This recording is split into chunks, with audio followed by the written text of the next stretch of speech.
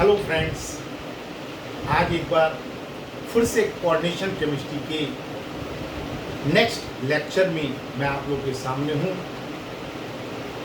आज हमारा कोऑर्डिनेशन का टॉपिक है बॉन्डिंग इन कॉम्प्लेक्सेस। कॉम्प्लेक्सेस में मेटल और लिगेंड के बीच बॉन्डिंग के लिए कई सारी थ्योरीज प्रपोज की गई हैं। सबसे पहली theory elementary theory, valence bond theory, VBT. Valence bond theory में कुछ ड्रॉबैक्स थे, उन ड्रॉबैक्स का रिमूवल अनदर थ्योरी में किया गया और उस थ्योरी को हम कहते हैं क्रिस्टल फील्ड थ्योरी, CFT। अब CFT में कुछ ड्रॉबैक थे, उसका रिमूवल अनदर थ्योरी में किया गया। उस थ्योरी को हम LFT, लिगेंड फील्ड थ्योरी कहते हैं। और LFT में भी कुछ ड्रॉबैक थे, तो उसका रिमूवल मॉलिक्यूलर ऑर्बिटल थ्योरी में किया गया। कहने का तात्पर्य, करंट में कॉम्प्लेक्सेस में बॉन्डिंग के लिए जो थ्योरीज प्रपोज की गई हैं, BBT, CFT, LFT और MOT, आज हम उनकी बात करेंगे। किस तरह से कॉम्प्लेक्सेस में बॉन्डिंग को ये थ्योरी एक्सप्लेन कर रही हैं। सबसे पहली थ्योरी हम बैलेंस बॉन्ड थ्योरी की बात करेंगे। बैलेंस बॉन्ड थ्योरी को हम पाउलिंग हाइब्रिडाइजेशन थ्योरी भी कहते हैं। क्यों? क्योंकि थ्योरी बेस्ड है हाइब्रिडाइजेशन के कॉन्सेप्ट पर as given by Pauling. Pauling ने जो हाइब्रिडाइजेशन का कॉन्सेप्ट दिया था, उसी के आधार पर ये थ्योरी प्रपोज की गई है, थ्योरी दी गई है, इसलिए इसको हम पाउलिंग हाइब्रिडाइजेशन थ्योरी भी कहते हैं।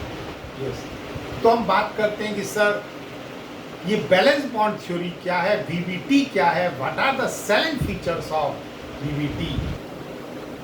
तो बैलेंस बॉन्ड थ्योरी का पहला पॉइंट क्या कहता है, in complexes central metal ion makes a number of orbital empty which is equal to its coordination number.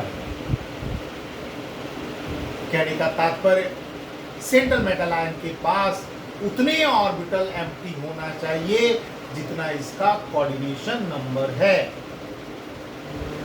बात आती है सर ये ऑर्बिटल वो कहाँ से अचीव करेगा, कहाँ से एक्वायर करेगा।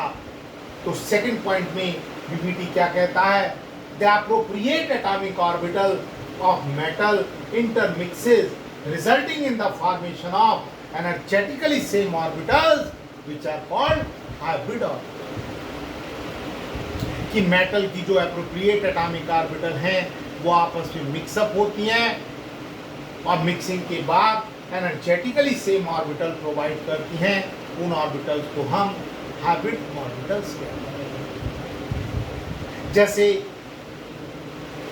हम एग्जाम्पल की बात करें कि अगर कोऑर्डिनेशन नंबर 6 है तो पॉसिबल हाइब्रिडाइजेशन या तो sp3d2 होगा या फिर d2sp3 होगा। और अगर कोऑर्डिनेशन नंबर 4 है तो पॉसिबल हाइब्रिडाइजेशन या तो dsp2 होगा या फिर sp3 होगा। यू नो, dsp2 हाइब्रिडाइजेशन में मॉलिक्यूल का ज्योमेट्री स्क्वायर प्लेनर होता है, जबकि sp3 हाइब्रिडाइजेशन में मॉलिक्यूल का ज्योमेट्री टेट्राहेड्रल।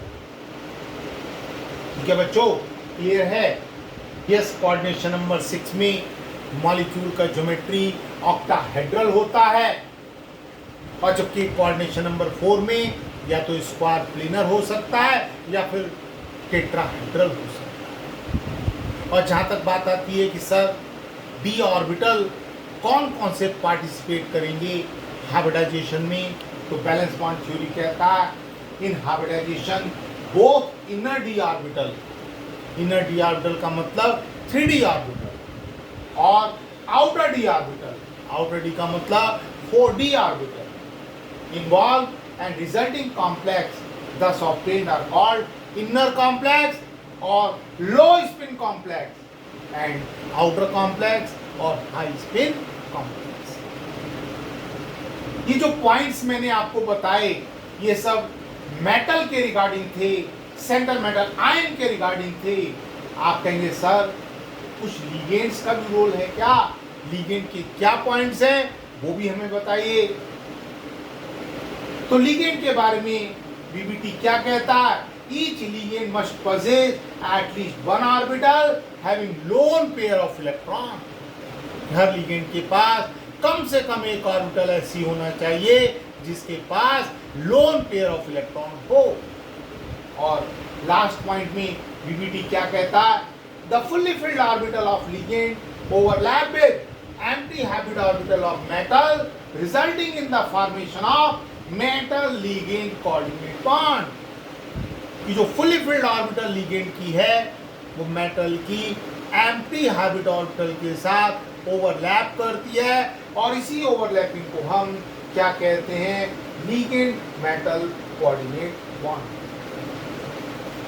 तो all these are the points regarding to valence bond theory. I think सारे पॉइंट आपके समझ में आए होंगे। कोई अगर दिक्कत हो तो मुझसे पूछ लीजिएगा, फ्री टाइम में पूछ लीजिएगा। अब कोऑर्डिनेशन नंबर 4 और कोऑर्डिनेशन नंबर 6 में कुछ एग्जाम्पल लेकर के बैलेंस बॉन्ड थ्योरी को कैसे अप्लाई किया गया है मैं आपको बताऊंगा। Thank you.